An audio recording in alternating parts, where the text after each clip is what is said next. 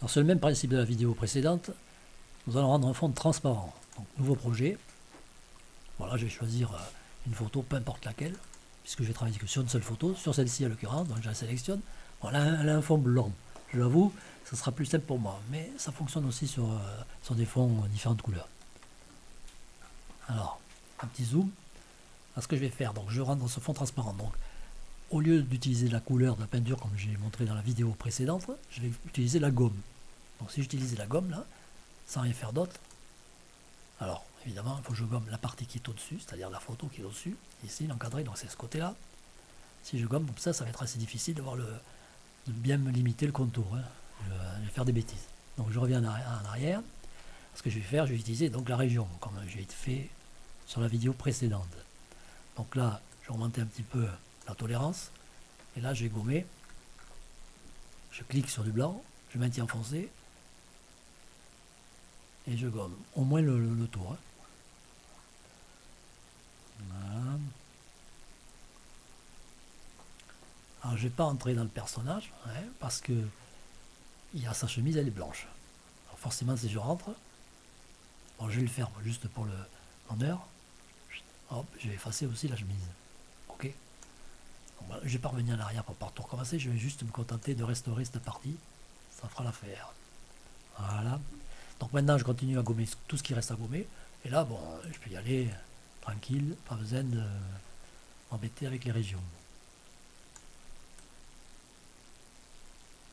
Bon, la photo de derrière, j'ai pris n'importe laquelle. C'est juste parce qu'il faut prendre deux photos, un modèle et une photo. Voilà. Donc là, maintenant, j'ai ma photo. Donc là, on voit que bon, sur le bord, éventuellement, si vous voulez un truc un peu mieux, on peut augmenter un peu la tolérance. C'est ce que j'aurais pu faire aussi. Ouais, bon, j'aurais pu, au lieu de gommer directement, j'aurais pu commencer par peindre d'abord, en utilisant le même principe, peindre une couleur obscure, sombre, plus sombre, la même que les cheveux par exemple. Donc comme ça, après, quand j'aurais gommé, j'aurais pas eu ce filet blanc ici. Donc maintenant, bon, c'est fait, donc on va faire avec. Alors ce que je vais faire, je vais carrément gommer le, le modèle qui est derrière, comme ça, ouais, ça sera plus simple. J'aurais dû le faire déjà dès le début. Ouais, donc je viens d'apprendre la technique en même temps en direct là en fait. Donc la technique c'est de gommer le modèle d'abord, comme ça on est plus tranquille.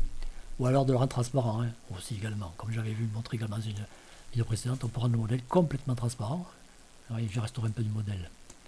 Le rendre complètement transparent, ce qui reviendra exactement au même, sauf qu'on pourra le récupérer, contrairement si on l'efface, où il faut le restaurer d'abord. Ok, alors positionner, donc là c'est bon, donc on a notre photo avec fond transparent en fait, tranquille, c'est ce qu'on voulait, donc on est content, donc maintenant on va à fichier, et au lieu d'exporter, ici quand on clique ici on exporte la scène entière, qui correspond également ici.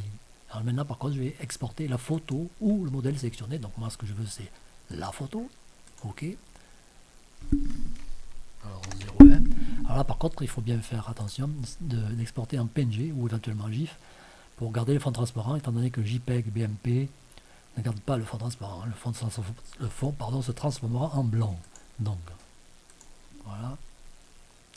Voilà, donc là c'est blanc, mais c'est par rapport au logiciel de visionnage de photographie, mais il est transparent.